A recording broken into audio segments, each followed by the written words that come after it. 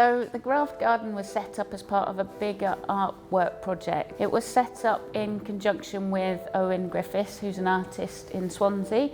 And the garden is to create a space for different people in the community to come and get involved, to volunteer, to grow things, to learn new skills, to develop their social skills and help health and well-being. We grow vegetables and do woodwork, and then those vegetables are used to make food for the volunteers and also are donated to different charities to feed people in need across Swansea. Apparently, when I was really small, my mum used to put me on a rug in the garden, but I hated getting dirty, so I wouldn't move off of that rug. I would just sit on it and be really pristine. Now I don't care, I'm always really muddy and dirty and I don't really mind.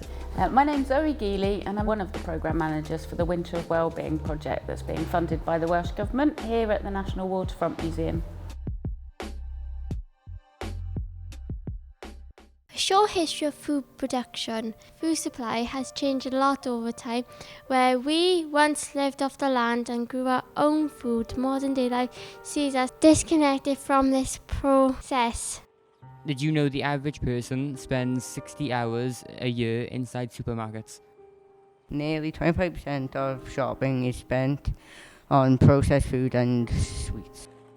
Our ancestors spent 200,000 years scavenging for food in the wild. Early humans would eat plant-based food, fungi, meat and even insects. Agriculture, the act of farming the land, has existed for at least 7,000 years. This allowed people more time to pursue other things in life other than surviving day by day. Supermarkets, on the other hand, have existed for over 100 of years. In that time, population boomed from 1.6 billion people to over 7 billion people on this planet. Most people don't grow their own food, but buy it from grocery shops. But is this completely good for the planet? And does it disconnect us from a process that can be positive to our mental well-being and communities?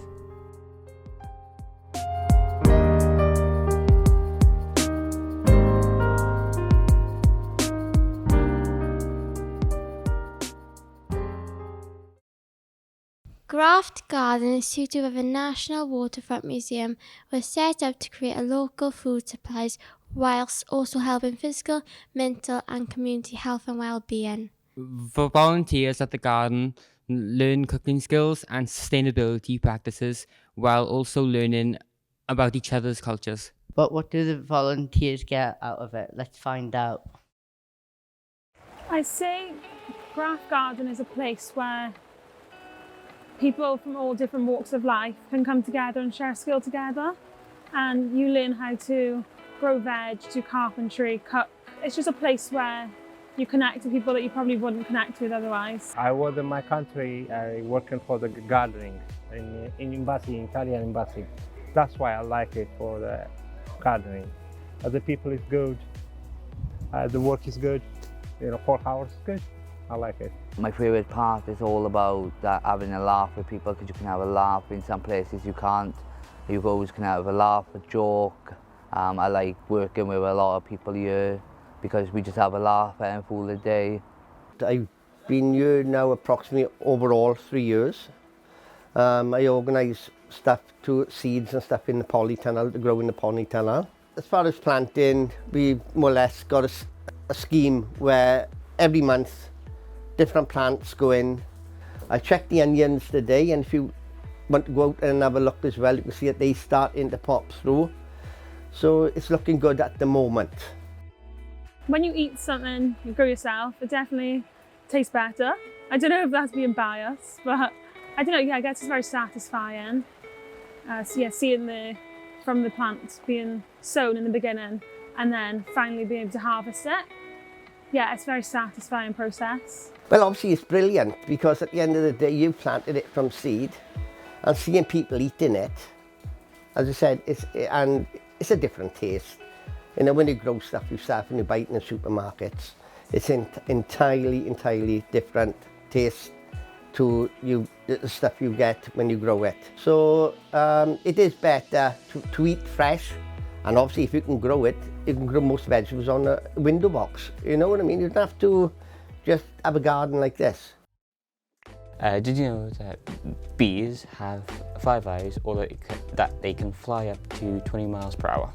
But more importantly, the natural world depends on bees. 75% of what we eat and 90% of wild plants need bees to survive. Without bees, we would lose a lot of what we eat. Bee population is declining all around the world. This is due to population and the use of pesticides. Without bees, the food chain would be very damaged. Animals that eat plants they pollinate would have no food. In turn, we would have much less food too. We spoke to Allison and met the bees of Graft Garden.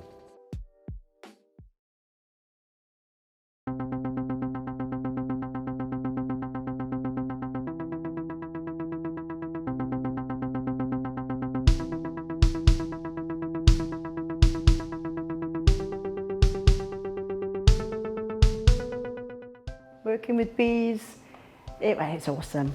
I like it anyway. It's not for everybody. A lot of people can get a bit scared, especially when in the height of the season. But yeah, I just love it. I love the smell. I love the noise. Oh, I sort of fell into it. I didn't grow up thinking I want to be a beekeeper when I grow up. My background is in when I was my previous job, which I was there for 20 years, I was a child and youth officer. For something to do in the evenings, I took a beekeeping course and started keeping bees there. It just sort of, happened organically, really. Bees, they're really good for pollinating the crops, especially here. This is where we have them in the gardens. About 35–40% of our crops worldwide are pollinated by honeybees in particular. Yeah, there's a lot of fruit and vegetables out there we wouldn't have if it wasn't for honeybees. So it's important to be a beekeeper, because the bees in the wild at the moment, like with a lot of other wild animals, they succumb to diseases, other predators and pests, so they don't really survive very well in the wild anymore. So hence beekeepers. If it wasn't for beekeepers, there'd be bees, yes, because there'd be solitary bees and wild bees, but not wild honeybees.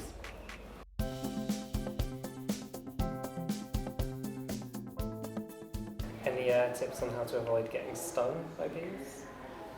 Don't be a beekeeper.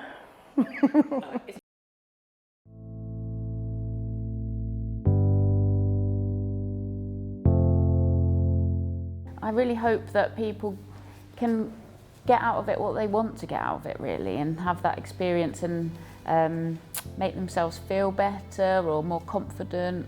If I was going to try and convince my friend to come here to volunteer, I'd probably say that if they want to meet a diverse group of people and learn an array of skills, then this is probably the place for them to come. We're all treated the same. There's no problems here. We all get on together. We all know what we're doing, and well done to Graft. We have learned that Graft Garden helps the well-being of the local community. The food made there goes to good causes, such as Matt's Cafe. Volunteers get to learn new skills, meet new friends, and have the mental well-being of working with nature.